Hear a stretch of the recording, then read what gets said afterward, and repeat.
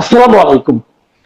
প্রিয় দর্শক, অন্য মঞ্চের আলাপচারিতায় আপনাদের সকলকে আমন্ত্রণ জানাচ্ছি। তার মানে ওই যে জল্পনাটা ছিল যে ডক্টর মোহাম্মদ ইউনূসই হবেন পরবর্তী নির্বাচিত সরকারের আমলের প্রেসিডেন্ট, সেটাই সত্যি হতে যাচ্ছে। এই প্রসঙ্গে যখন এই ভারতীয় সংবাদ মাধ্যম তাকে প্রশ্ন করলো, জয় উত্তর দিলেন, no, I believe Yunus is trying to sell his businesses in Bangladesh. না, আমি সেটা মনে করি না। আমি বিশ্বাস করি ইউনূস বাংলাদেশে তার ব্যবসাগুলো বেচে দিতে চেষ্টা করছেন এবং ট্রান্সফারিং হিজ ফান্ডস থ্রু আজারবাইজানের মাধ্যমে তার সম্পদ পাচার করছেন, তার অর্থবিত্ত পাচার করছেন। ওই যে বললাম, আজারবাইজান নামটা কিন্তু খুব গুরুত্বপূর্ণ, কারণ আজারবাইজানের প্রেসিডেন্টের 2 মেয়ে এই কাজে জড়িত।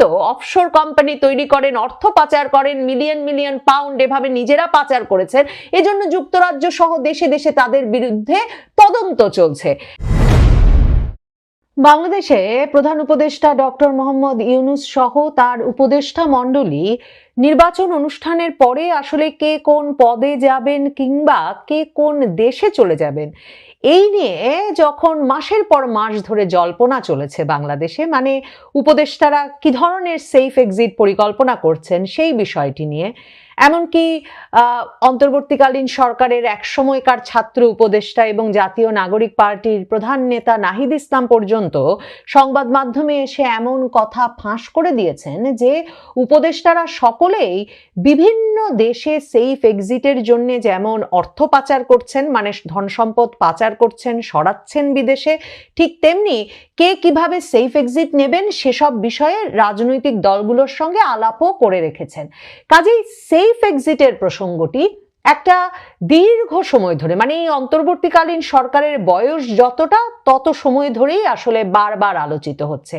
এর পাশাপাশি 15 মাস ধরে বাংলাদেশে ফ্যাসিস্টের দোসর বা ফ্যাসিস্টদের স্থাপনা, শিল্প কারখানা, ব্যবসা প্রতিষ্ঠান বলে, বাসভবন বলে যে পরিমাণ স্থাপনা ধ্বংসের ঘটনা ঘটেছে এবং শিল্প কারখানার পর কারখানা বন্ধ হয়েছে, আগুন জ্বলেছে দিনের পর দিন, এসব ঘটনার পর এটাও একটা আলাপে ছিল, টকশোগুলোতেও প্রায়ই আলাপ হচ্ছিল যে এই সরকারের পতনের পর তো গ্রামীণ ব্যাংক, গ্রামীণের এনজিওর যত শাখা আছে, গ্রামীণের 50টার মতো যত প্রতিষ্ঠান আছে, সব প্রতিষ্ঠান হয়তো হামলার শিকার হবে এবং কি করে এগুলোকে রক্ষা করা যাবে।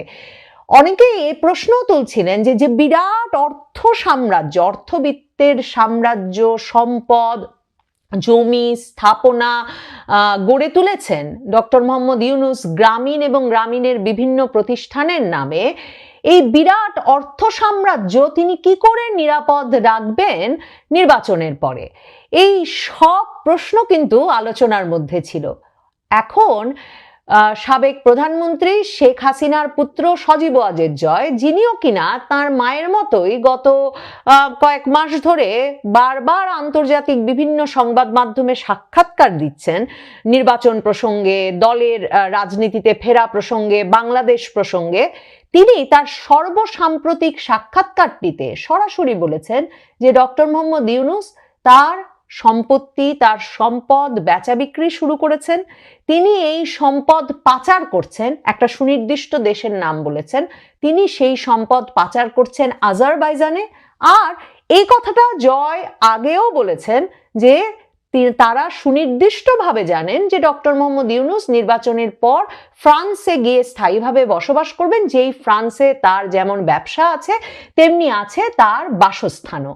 কাজেই এই যে হঠাৎ করে আজারবাইজানের নাম একেবারে, মানে পূর্ব ইউরোপের এমন একটা, প্রায় বাংলাদেশে আমরা তেমন ভাবে আলোচনাই করি নাই, নামই শুনি নাই, এমন একটা দেশের নাম উল্লেখ করে জয় বলে দিলেন ভারতীয় সংবাদ মাধ্যম CNN নিউজ 18-এর সঙ্গে এক সাক্ষাৎকারে যে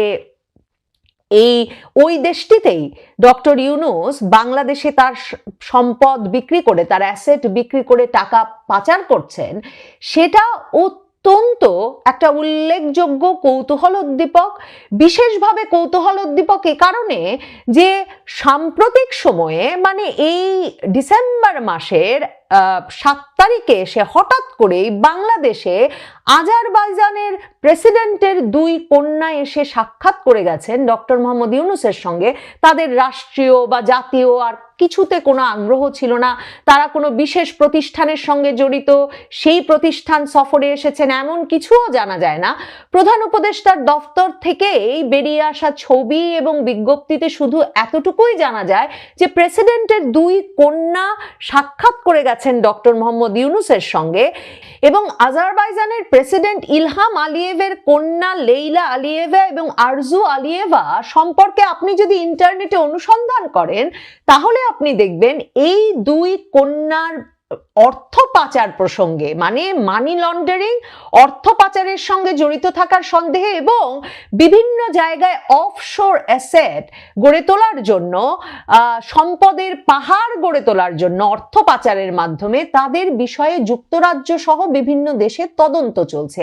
শুধু তাই নয়, এই 2 কন্যা আজারবাইজানের প্রেসিডেন্টের 2 কন্যা লায়লা আর আরজু আলিয়েভা যারা এসে কিনা দেখা করে গেলেন প্রধান উপদেষ্টা ডক্টর মোহাম্মদ ইউনূসের সঙ্গে, শুধুমাত্র সে কারণে এত দূর পথ পাড়ি দিয়ে বাংলাদেশে এলেন তারা, তাদের নাম 2016 সালের এপ্রিলে যখন পানামা পেপারস বেরিয়ে এলো, যেই পানামা পেপারস বেরিয়ে আসার পর সারা পৃথিবীতে আলোড়ন উঠলো যে এই যে অফশোর কোম্পানি গড়ে তুলে মিলিয়ন পাউন্ডের সম্পদ তৈরি করেছেন যারা, তাদের যে নামের তালিকা পানামা পেপারসের মাধ্যমে উঠে এসেছিল সারা বিশ্বের এ ধরনের ব্যক্তিদের তালিকা, সেখানেও এই 2 কন্যার নাম আজারবাইজানের প্রেসিডেন্টের একেবারে শীর্ষস্থানে ছিল। তাহলে ভাবুন, জয় যখন এমন প্রসঙ্গ তুলছেন আন্তর্জাতিক সংবাদ মাধ্যমের সঙ্গে সাক্ষাৎকারে, তখন কিনা আজারবাইজানের প্রেসিডেন্টের কন্যারা মাত্র ঘুরে গেছেন, নভেম্বরে এক দফায় ঘুরে এসেছেন আজারবাইজানে আমাদের প্রধান উপদেষ্টা ডক্টর মোহাম্মদ ইউনূস কপে যোগ দেওয়ার জন্য, এবং তিনি আজারবাইজানের সঙ্গে সম্পর্ক উন্নয়নে নানা রকম আহ্বান জানানোর প্রেক্ষিতে এবার নির্বাচনের পরে আজারবাইজানের একটা দূতাবাস বাংলাদেশে খুলতে যাচ্ছে, এই ঘোষণাটিও এসেছে সাম্প্রতিক সময়ে। জয়কে এই সাক্ষাৎকারটি CNN নিউজ 18 নিতে গিয়েছিল মূলত বাংলাদেশের নির্বাচন সম্পর্কে আলোচনার জন্য, এবং বাংলাদেশের নির্বাচন প্রসঙ্গে সজীব ওয়াজেদ জয় সাবেক প্রধানমন্ত্রীর এই পুত্রকে যখন প্রশ্ন করা হলো তখন তিনি প্রথমেই বলেছেন নির্বাচনটা রিগড হবে, মানে প্রহসনের নির্বাচন হবে, কারণ এখানে বৃহত্তম দল এবং তৃতীয় বৃহত্তম দলকে অংশ নিতে দেওয়া হচ্ছে না, মানে তৃতীয় বৃহত্তম বলতে তিনি নিশ্চয়ই জাতীয় পার্টিকে বলেছেন, এবং শুধুমাত্র এরাই নয়, তিনি উল্লেখ করে বলেছেন জাতীয় সমাজতান্ত্রিক দল, জাসদ, ওয়ার্কার্স পার্টির মতো দলগুলো নির্বাচনে অংশ নিতে পারছে না, কাজেই এটা একটা কমপ্লিট মকারি অফ ডেমোক্রেসি, এটা গণতন্ত্রের নামে একটা সম্পূর্ণ তামাশা। এখন CNN নিউজ 18 তাকে প্রশ্ন করেছিল যে what will the Awami League do now, Awami League এখন কি করবে? তখন তিনি বলেছেন আওয়ামী লীগ এরই মধ্যে ছোট ছোট বিক্ষোভ মিছিল করছে, এরপর আমরা বড় বিক্ষোভের আয়োজন করব, আমরা এটা রাজনৈতিকভাবে এর মোকাবেলা করব। সজীব ওয়াজেদ জয়কে জিজ্ঞেস করা হয়েছিল যে প্রেসিডেন্ট যে সাম্প্রতিক কমেন্ট করেছেন তার মানে এটা বৃহস্পতিবারের পরে নেওয়া, কিন্তু হাদির ঘটনা শুক্রবারই কিন্তু এই সাক্ষাৎকারটি প্রকাশিত হয়েছে। তো জয়কে জিজ্ঞেস করা হয়েছিল যে প্রেসিডেন্ট যে কমেন্ট করেছেন যে তিনি পদত্যাগ করবেন নির্বাচনের পরে, এ সম্পর্কে তার প্রতিক্রিয়া কি? তিনি বলেছেন এটা তো খুব স্বাভাবিক ঘটনা, কারণ নির্বাচন যদি হয় তাহলে তো তাকে এমনিতেই নেমে যেতে হবে, মানে he will have to step down. তারপর প্রশ্নটা করা হয়েছিল do you think Mohammad Yunus is trying to become president, Mohammad Yunus কি প্রেসিডেন্ট হওয়ার চেষ্টা করছেন বলে আপনি মনে করেন? এই জল্পনাটাও তো ছিল। এবং তফসিল ঘোষণার দিনেই যখন শাহাবুদ্দিন চুপ্পুর তরফে এই ঘোষণা এলো যে তিনি নির্বাচনের পরেই নেমে যেতে চান, তার দায়িত্ব ছেড়ে দিতে চান, তখন এই আলোচনাটা তুঙ্গে উঠছিল যে তার মানে ওই যে জল্পনাটা ছিল যে ডক্টর মোহাম্মদ ইউনূসই হবেন পরবর্তী নির্বাচিত সরকারের আমলের প্রেসিডেন্ট, সেটাই সত্যি হতে যাচ্ছে। এই প্রসঙ্গে যখন এই ভারতীয় সংবাদ মাধ্যম তাকে প্রশ্ন করলো, জয় উত্তর দিলেন no, I believe Yunus is trying to sell his businesses in Bangladesh. না, আমি সেটা মনে করি না। আমি বিশ্বাস করি ইউনূস বাংলাদেশে তার ব্যবসাগুলো বেচে দিতে চাইছেন এবং বেচে দিতে চেষ্টা করছেন এবং ট্রান্সফারিং হিজ ফান্ডস থ্রু আজারবাইজানের মাধ্যমে তার সম্পদ পাচার করছেন, তার অর্থবিত্ত পাচার করছেন। ওই যে বললাম আজারবাইজান নামটা কিন্তু খুব গুরুত্বপূর্ণ, কারণ আজারবাইজানের প্রেসিডেন্টের 2 মেয়ে এই কাজে জড়িত, অফশোর কোম্পানি তৈরি করেন, অর্থ পাচার করেন, মিলিয়ন মিলিয়ন পাউন্ড এভাবে নিজেরা পাচার করেছেন। এজন্য যুক্তরাজ্য সহ দেশে দেশে তাদের বিরুদ্ধে তদন্ত চলছে।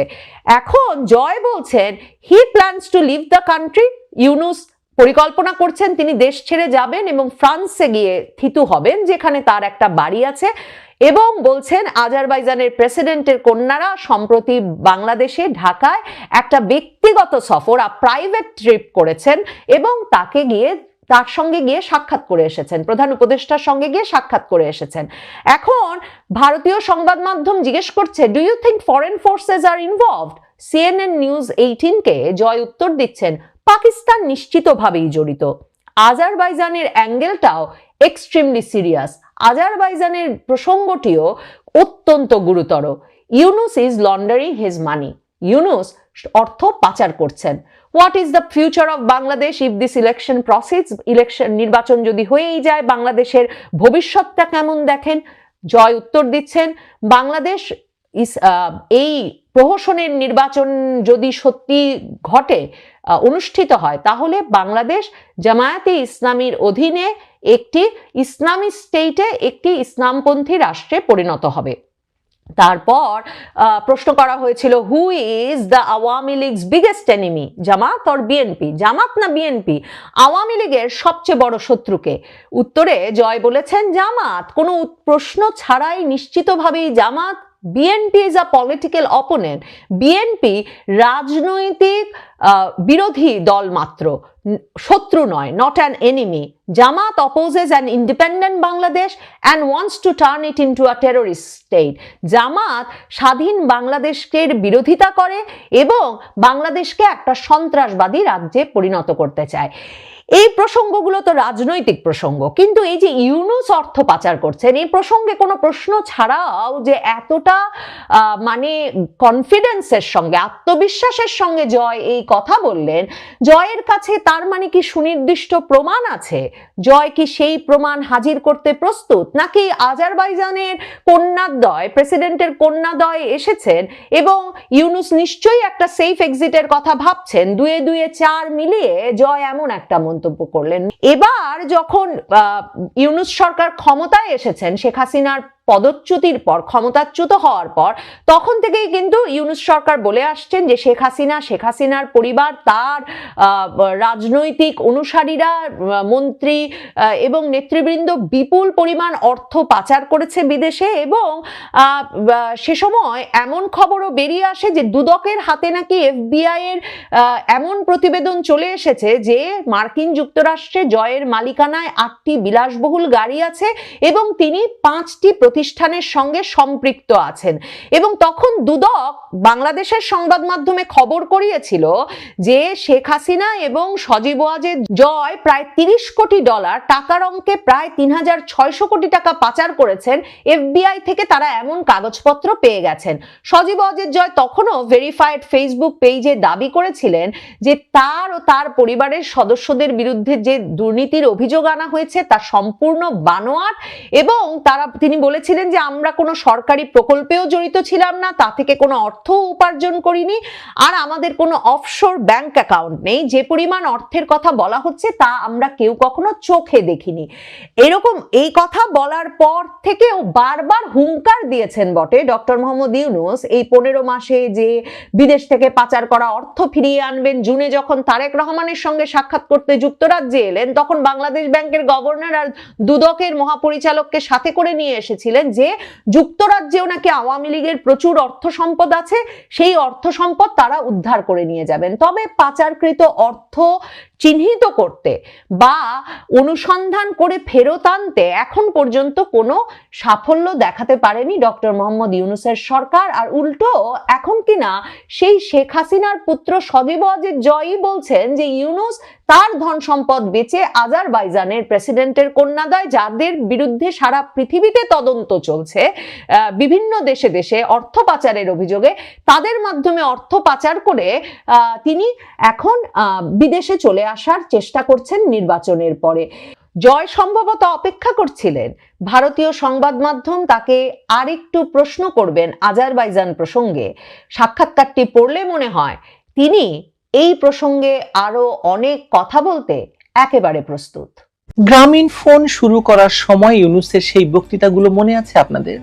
বাংলাদেশের মহিলাদের জীবন পাল্টে দেওয়া গল্প ভিডিও করে বিভিন্ন দেশ থেকে পয়সা আনার জন্য সে কি ছুটোছুটি ইউনূসের।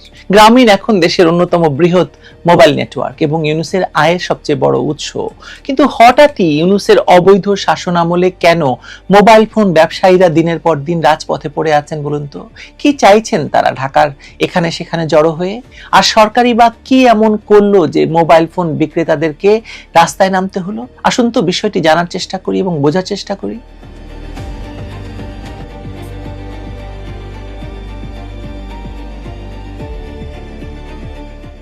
মোবাইল ফোন নিয়ে সরকার একটি তুঘলকি কারবার করেছেন বলে অনেকে বলছেন, কিন্তু অনেক মানুষের কাছে এই বিষয়টি মোটেও স্পষ্ট নয়। দ্বন্দ্বটা আসলে কোথায়? মোবাইল ফোন বিক্রেতারা মাঠে নেমেছেন ঠিকই, কিন্তু সরকারের পক্ষ থেকে তাদের সঙ্গে কোনো আলাপ করার কোনো উদ্যোগ নেই, এমনকি জনগণকেও বোঝানোর কোনো দায় নেই। ওদিকে প্রবাসী শ্রমিকরা বলছে তারা আর দেশে টাকা পাঠাবেন না। এগুলো কিভাবে সম্পর্কিত সেটা জানা এবং বোঝার প্রয়োজন আছে নিশ্চয়ই, তাই না? আপনার কি মনে হয়, এটা কি কেবল সরকার মোবাইল ফোন সেট রেজিস্ট্রেশনের ঘোষণা দেওয়ায় মোবাইল ব্যবসায়ীদের ব্যবসা বন্ধ হয়ে যাওয়ার ভয় থেকে সৃষ্ট পরিস্থিতি, নাকি এই লড়াইটার সঙ্গে কর, প্রযুক্তি, ব্যবসা সবকিছু জড়িত, মাফিয়ারা জড়িত? আমার তো মনে হয় এটা বাংলাদেশের অর্থনীতি এবং সামাজিক গতিশীলতার মেরুদণ্ড কোন দিকে যাবে সেই নিয়ন্ত্রণ নিয়ে টানাটানির দিকেই নিয়ে যাওয়া হচ্ছে বিষয়টিকে। মোবাইল খাতটা ছোট, কিন্তু বাজার ছোট নয়। কয়েকটি বড় কোম্পানি, কয়েক লাখ কর্মী, কোটি কোটি গ্রাহক আর কোটি কোটি ডলারের ক্যাশ ফ্লো। যে খাতে সরকার যদি নিয়ম বদলায় বাজার কেঁপে ওঠে, আর যদি বাজার কেঁপে ওঠে পুরো আর্থ সামাজিক কাঠামোয় কম্পন ছড়িয়ে পড়ে। এখানে ব্যবসায়ীরা শুধু মূল্য বা মুনাফার হিসাব নিয়ে রাস্তায় নেমেছেন বলে আমার মনে হয়নি। তাদের ভয়টা আরেক স্তরে। NEIR চালুর ফলে যে গ্রে মার্কেটটা বছরের পর বছর টিকে ছিল সেটা এক ধাক্কায় উঠে যাবে। এটাকে গ্রে বলছি, আমার উপর রাগ হবেন না, কিন্তু অনেক দেশেই এই বাজারটি এরকমই। পৃথিবীর কোনো দেশেই মোবাইল ফোন রেজিস্ট্রেশনের এই ব্যাপারটি এভাবে সরকার হঠাৎ করে চাপিয়ে দেয় না, অনেক কিছুর পরে কাজটি করা হয়। প্রবাসীদের পাঠানো ফোনের বাজার বন্ধ হলে খুচরো বিক্রেতার ব্যবসা অর্ধেকে নেমে আসবে। তাদের হাতে লাখ লাখ ফোন ঝুলে থাকবে। বর্তমানে সরকারের পাকনা এবং দুর্নীতিবাজ টেলিকম উপদেষ্টা বা বিশেষ সহকারী যাই বলুন না কেন, তিনি নাকি এমন অভিনব চিন্তা করেছেন যে সরকার নাকি এই মোবাইল ফোন রেজিস্ট্রেশনের মাধ্যমে রাতারাতি সিঙ্গাপুরের মতো ধনী হয়ে যাবে। তারা নাকি কর কাঠামো করবেন, মানে এমন কর কাঠামো করবেন যে আমদানিকারকদের খরচ বাড়বে, দেশীয় কারখানার সুবিধা বাড়বে, আর মাঝের মানুষ যারা দোকান চালায়, যারা শ্রম দেয়, সব ধসে বসে যাবে। এই শেষের দিকের মানুষরাই এখন তাই তাদের জীবন, ব্যবসা, রুটি রুজি বাঁচানোর জন্য রাস্তায় নেমেছেন। আগারগাঁওয়ের রাস্তায় আগুন জ্বালিয়ে দাঁড়িয়েছেন, হাসপাতালের সামনে যানজট তৈরি করে দাঁড়িয়ে থাকছেন, কাউরান বাজারে জড়ো হয়ে মানুষকে বোঝানোর চেষ্টা করছেন। এসব তারা আনন্দে করছে না, করেছে বাঁচার তাগিদে। যদিও এই ধরনের অবস্থান সাধারণ মানুষকে ভোগান্তিতে ফেলছে, তাও অনস্বীকার্য, কিন্তু মানুষ, তারা এই সাধারণ মানুষেরই অংশ। মানুষ সেটা বুঝতে পারছে, কিন্তু রাষ্ট্র বুঝতে পারছে না। রাষ্ট্রের প্রোপাগান্ডা সচিব বলছে যে কোনো আন্দোলন নাকি একদম এমন ভাবে দমানো হবে, মানে কঠোর ভাবে দমন করবে। তিনি বলে আবার সাংবাদিক ছিলেন। আন্দোলন কঠোর ভাবে দমন করার মানে কি এক আসছেন বলেন তো আপনি? একটা সমাজের স্নায়ুতন্ত্রে চাপ পড়লে এমনটা হয়, দুর্ভোগ ছড়িয়ে পড়ে চারদিকে। ইউনূস সরকার সেটাই করেছে। আর অবৈধ সরকারের এই অবৈধ বিশেষজ্ঞ সহকারীরা মনে করছে যে NEIR চালু করলে চুরি ছিনতাই কমবে, অজ্ঞাত উৎসের ফোন বন্ধ হবে, আর ট্যাক্স ব্যবস্থা সোজা পথে চলবে। কিন্তু বাস্তবতা হচ্ছে এটা প্রযুক্তিগত শৃঙ্খলা আনার নাম করে বাজারটাকে দখল করা, নতুন করে দখল করার চেষ্টা। এখানে এই কথিত বিশেষ সহকারী নিশ্চিতভাবে কোনো একটা পক্ষের হয়ে কাজ করছেন এবং সেখান থেকে তিনি বিপুল মুনাফা লাভ করেছেন। এর আগে যেমন তিনি বিদেশি কোম্পানির হয়ে বিদেশ সফরের মতো দুর্নীতি করেছেন, আরো কি কি সুবিধা নিয়েছেন সেটা তো আমরা জানি না। নিশ্চিতভাবেই তার সেই সাজানোর পেছনে যাদের জয় পরাজয় নির্ধারিত হচ্ছে তারা হচ্ছে ক্ষুদ্র ব্যবসায়ী, যাদের সংখ্যা বিশাল। সরকার এখন এই ক্ষেত্রটাকে শক্ত হাতে ধরতে চাইছে, কারণ যে রাষ্ট্র একবার কোনো সেক্টরের নিয়ন্ত্রণ প্রতিষ্ঠা করে সাধারণত সেটা ছাড়তে চায় না। ফলে ব্যবসায়ীরা বুঝে গেছে আজ না লড়লে কাল তাদের জায়গা থাকবে না, তাদের পেটে টান পড়বে, তাদের রুজি বন্ধ হয়ে যাবে। একটা পুরনো বিতর্কের গল্প বলি আপনাদেরকে, আপনারা জানেন তবুও বলি আর কি। এক সময় শেখ হাসিনা বলেছিলেন যে তিনি মানুষের হাতে হাতে মোবাইল তুলে দিয়েছেন, তখন অনেকে হাসাহাসি করেছিলেন তাকে নিয়ে। আসলে বক্তব্যটা ছিল রাষ্ট্রীয় ভূমিকার ব্যাখ্যা করা, যা সাধারণ মানুষ সরাসরি টের পায় না। মোবাইল ফোন যে আপনি নিজের টাকায় কিনবেন সেটা তো পরিষ্কার, কিন্তু সেই মোবাইল ব্যবস্থাটাই যে এমন ভাবে দাঁড়িয়েছে যে কৃষক থেকে ছাত্র, ক্ষুদ্র ব্যবসায়ী থেকে শ্রমিক সবাই একটা নেটওয়ার্কের ভেতর ঢুকে গেছে। এটিকে স্বাভাবিক ধরে নিয়েছে বলে তার উৎসটা কখনো দেখা হতো না। এটা রাষ্ট্রের পক্ষ থেকে জনগণের জন্য এক ধরনের সুবিধা সৃষ্টি করে দেওয়া হয়েছিল, যার মূল ফল আসলে রাষ্ট্রই পেয়েছে আখেরে।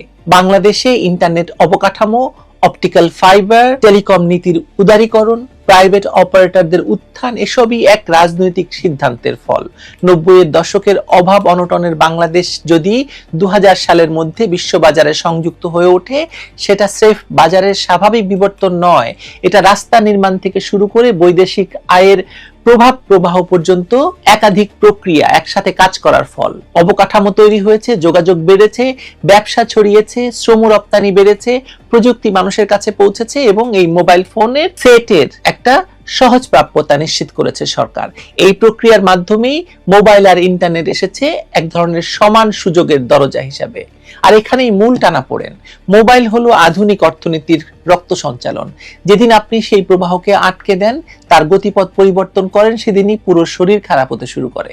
ব্যবসায়ীরা যে ভয় পাচ্ছে যে সরকার খাতটাকে কন্ট্রোল করতে চাইছে, সেটা শুধু করের বিষয় নয়, তারা দেখছে রাষ্ট্র তার সবচেয়ে বড় যোগাযোগ নির্ভর শিল্পকে শক্ত করে চেপে ধরে আছে। তারা মনে করছে অগোছালো বাজারকে তারা গোছাবে। এই দুই দৃষ্টিভঙ্গির সংঘর্ষ আজ আগুন, ব্যারিকেড আর মাইকে ঘোষণা হয়ে ফুটে উঠেছে। কোনো আলোচনা নেই, কোনো মিউচুয়াল কোনো আন্ডারস্ট্যান্ডিং নেই। আপনি জাস্ট চাপিয়ে দিলেন যে এরকম একটা রেজিস্ট্রেশন হবে এবং মোবাইল ফোনের ব্যবসা বন্ধ হয়ে যাবে। লক্ষ্য করেছেন হয়তো যে ইউনূসকে কেন্দ্র করে দেশে একটা নতুন ব্যবসায়ী পক্ষ সৃষ্টি হয়েছে। তাকে কেন্দ্র করে দেশের রাজনীতিতে একটা নতুন মেরুকরণ তৈরি হয়েছে, যেখানে পুরনো নতুন শক্তিগুলো নিজেদের অবস্থান গুছিয়ে নিচ্ছে। এর মধ্যে মোবাইল খাতের মতো জায়গা সবচেয়ে স্পর্শকাতর, কারণ এটা শুধু অর্থনীতি নয়, মানুষের আচরণ, তথ্য প্রবাহ, সামাজিক সংগঠনকে প্রভাবিত করে। বিএনপির নেতা আমির খসরু মাহমুদ চৌধুরী বলেছেন যে তারা ক্ষমতায় গেলে তারা এই আই কি যেন এসব বন্ধ করে দেবেন, কোনো রেজিস্ট্রেশন হবে না। মানে যে কেউ রাষ্ট্র ক্ষমতার নিকটে আসতে চাইলে মোবাইল ইন্টারনেটের মতো সেক্টর তার প্রথম নজরের তালিকায় থাকবে, কারণ অনেক পয়সা আছে এখানে। এই সেক্টরকে যদি নতুন করে গঠন করা যায়, তাহলে অর্থনীতি থেকে জনমত সবকিছু নাকি নিয়ন্ত্রণ করা যায়। সরকার তাই চাইছে। এটাকেই বলা হচ্ছে তঘুলকি কারবার, যেখানে নিয়ম প্রণয়ন নয় বরং হিসাব নিকাশের মাধ্যমে ক্ষমতার পরিধি বাড়ানো হচ্ছে। এটাই মূল উদ্দেশ্য, টাকা আয় মূল উদ্দেশ্য এবং কিছু ব্যবসা করে নেওয়া। আর সাধারণ মানুষের, বিশেষ করে প্রবাসী শ্রমিকের কিছু বাড়তি আয় আর মোবাইল ব্যবসায়ীদের রুটি রুজির উপর আঘাতটা এসে পড়েছে সরকারের এই তঘুলকি কাণ্ডে। আজ যে এনইআইআর কে কেন্দ্র করে এত হইচই, সেটা প্রযুক্তিগত নিরাপত্তার কারণে যতটা, তার চেয়ে বেশি ক্ষমতা নীতির কারণে। যে মুহূর্তে প্রত্যেক ফোনের গতিবিধি, লেনদেন মালিকানা রাষ্ট্রের ডাটাবেজের অংশ হয়ে যায়, তখন প্রযুক্তি আর কেবল ডিভাইস থাকে না, সেটা হয়ে যায় ক্ষমতা প্রয়োগের হাতিয়ার। ব্যবসায়ীরা এটা অন্যভাবে টের পাচ্ছেন, যখন নিয়ম বদলে তাদের মজুত করা 50 লাখ ফোন এক লহমায় ঝুঁকিতে পড়ে যাবে। একটা সেক্টরকে এমনভাবে কোণঠাসা করা হচ্ছে যাতে ভবিষ্যতে এর নিয়ন্ত্রণ পুরোপুরি একটি পক্ষের হাতে চলে যায়। সংঘাতটা শুধু ট্যাক্স বা রেজিস্ট্রেশনকে কেন্দ্র করে নয়, এটা প্রশ্ন তুলছে কোন রাষ্ট্র মডেলে বাংলাদেশ এগোবে, সেটা যে মডেলে প্রযুক্তি বাজারের হাতে থাকবে নাকি যে মডেলে প্রযুক্তি রাষ্ট্রের কঠোর নিয়ন্ত্রণে চলবে। শেখ হাসিনার সময় যে শিথিলতার সুযোগ ছিল, সেটা বাজারকে বড় করেছে, বিস্তৃত করেছে, মানুষকে শক্তি দিয়েছে, ভাষা দিয়েছে, ডিজিটালাইজেশনকে গতি দিয়েছে। কিন্তু এখন সেই খোলামেলা জায়গাটা সংকুচিত করার চেষ্টা করছে। এই অবৈধ ইউনূস সরকার ইউনূস পরবর্তী রাজনৈতিক সমীকরণে এটাকে আরো ভয়ঙ্কর করে তুলতে চাইছে। শেখ হাসিনার সবচেয়ে বড় দূরদর্শী সিদ্ধান্ত ছিল ডিজিটাল অবকাঠামো গড়ে তোলা, ইন্টারনেটকে সবার নাগালে আনা, আর মোবাইলকে হাতের মুঠোয় পৌঁছে দেওয়ার পথ খুলে দেওয়া। তিনি যখন বলেছিলেন যে মোবাইল মানুষের হাতে পৌঁছেছে, সরকারের উদ্যোগের কারণে আসলে এই কাঠামোগত পরিবর্তনকেই তিনি বোঝাতে চেয়েছিলেন। অনেকে সেটা বুঝতে না পেরে ঠাট্টা করেছেন, কারণ তাদের ধারণার পরিধি শুধু একটা ডিভাইস কেনার মধ্যে সীমাবদ্ধ ছিল। আজ যে চ্যানেলগুলো দেশের অর্থনৈতিক প্রবাহকে বাঁচিয়ে রেখেছে, সেগুলো বাক্সবন্দি করার চেষ্টা চলছে। লক্ষ্যটা কিন্তু খুব সরল। যে স্তম্ভগুলো বাংলাদেশের উন্নয়নকে টেনে তুলেছিল, একে একে সেগুলো একদম নিষ্ক্রিয় করে ফেলা হচ্ছে।